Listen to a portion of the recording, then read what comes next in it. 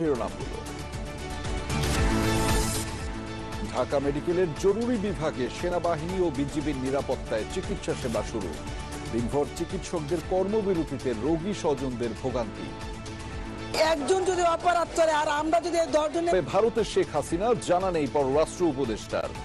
ঢাকা দিল্লি সমঝোতা পুনর্বিবেচনা করবে সরকার। Legal process থাকে তো আমি জানি না সেটা কিভাবে হবে, স্পেকুলেট না করাই ভালো। তবে যদি আমাদের লিগ্যাল সিস্টেম চায় যে তাকে ফেরত আনা হোক, আমরা অবশ্যই চেষ্টা করবো ফেরত আনতে। প্রতিষ্ঠা বার্ষিকীতে জিয়ার সমাধিতে বিএনপির শ্রদ্ধা, ইনসাফ ও উদারতা দিয়ে মানুষের ভালোবাসা জয় করার নির্দেশ তারেক রহমানের। আপনাদের প্রতি আমার স্পষ্ট বার্তা, শক্তি কিংবা ভয় দেখিয়ে নয়, বরং ইনসাফ এবং উদারতা দিয়ে মানুষের মনকে জয় করুন। সরকারি কর্মকর্তা কর্মচারীদের সম্পদের হিসাব দেওয়ার নির্দেশ। সাবেক দুই মন্ত্রী সমর রেজাউল ও মুন্নুজান সুফিয়ানের দুর্নীতি তদন্ত করছে দুদক। কারণ আপনারা দেখেন চিকিৎসা না পায় না, দুঃখ করা ছাড়া কার কাছে প্রশ্ন করবো, কে উত্তর দিবে? তালা মারা, ইমার্জেন্সি তালা মারা অলরেডি, ওখানে কোনো লোক নেই। এখন যারা বিগত দিনগুলিতে ভর্তি আছে তাদের কি হবে? একজন যদি অপরাধ করে আর আমরা যদি 10 জনে তার ভুক্তভোগী হই, তাহলে আমাদের এই ছাত্র আন্দোলন করে লাভ হলো কি? এত কিছুর সূত্রপাত হয় শনিবার রাতে।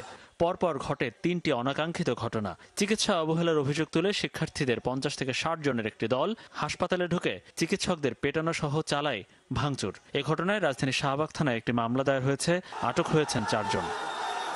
মনিরুল ইসলাম, যমুনা নিউজ, ঢাকা। পাসপোর্ট বাতিল হওয়ায় সাবেক প্রধানমন্ত্রী শেখ হাসিনা ভারতে কি স্ট্যাটাসে আছেন তা জানেন না পররাষ্ট্র মন্ত্রণালয়।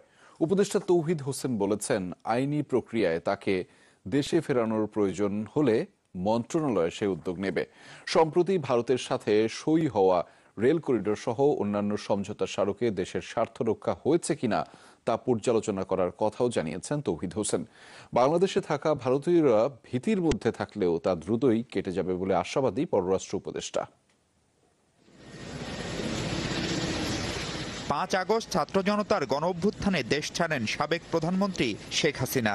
তারপর থেকে তার অবস্থান দিল্লিতে।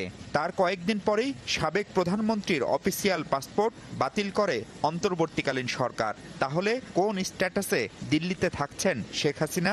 পাসপোর্ট বাতিল হইলে তো উনি কিভাবে আসবেন? তার রেড পাসপোর্ট তো সকল বাতিল হয়েছে। হ্যাঁ, অটোমেটিক্যালি। তাহলে ওনার এবং এটা আপনার ভারতীয় থেকে জিজ্ঞেস করেন যে কি স্ট্যাটাস তাদের। এরই মধ্যে হত্যাসহ শতাধিক মামলা হয়েছে সাবেক প্রধানমন্ত্রীর বিরুদ্ধে।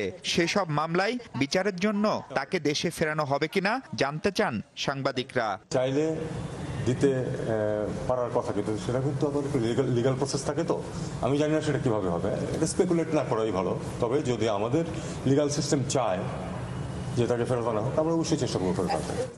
সবশেষ ভারত সফরে বাংলাদেশের মধ্য দিয়ে ভারতের রেল চলাচল সহ বেশ কিছু সমঝোতা স্মারক সই করে শেখ হাসিনার সরকার। ঢাকা দিল্লি সেসব সমঝোতা স্মারকের ভবিষ্যৎ নিয়েও কথা বলেন তৌহিদ হোসেন। এমওইউ কিন্তু চূড়ান্ত চুক্তি না, কাজে এটা তো আমাদের স্বার্থ ঠিকমতো রক্ষিত হয়েছে কিনা সেটা আমরা দেখতেই পারি, এবং সেই অনুযায়ী স্বার্থ রক্ষা করে যেগুলো চুক্তি করার সময় সেটা আমরা করব। বাংলাদেশে থাকা ভারতীয় নাগরিকদের নিরাপত্তা নিয়েও কথা বলেন উপদেষ্টা। এক ধরনের ভীতির মধ্যে আছেন বরং বলে, আতঙ্ক না বলি, এটাকে আতঙ্কটা খুব বেশি শক্ত শব্দ হয়ে যায়। সেই ভীতি থেকে আমার মনে হয় তারা একসময় বেরিয়ে আসতে পারবেন, সেটা পরিস্থিতির নিরিখেই বিচার করবে। জাতিসংঘ সাধারণ পরিষদে প্রধান উপদেষ্টা ডক্টর মোহাম্মদ ইউনূস নিউ ইয়র্কে যাচ্ছেন বলে নিশ্চিত করেন পররাষ্ট্র উপদেষ্টা। সংক্ষিপ্ত এই সফরে সংস্থাটির সাথে বাংলাদেশের 50 বছর পূর্তির আয়োজনেও থাকবেন তিনি। ওয়াশিংটনে গেলেও বেশ কিছু কাজ হতে পারতো, কিন্তু দীর্ঘদিনের জন্য উনি যাবেন না, অল্প সময় খুব তাড়াতাড়ি নিউ ইয়র্ক থেকে ফিরে আসবেন, এইটুকুই। মাহফুজ মিশু।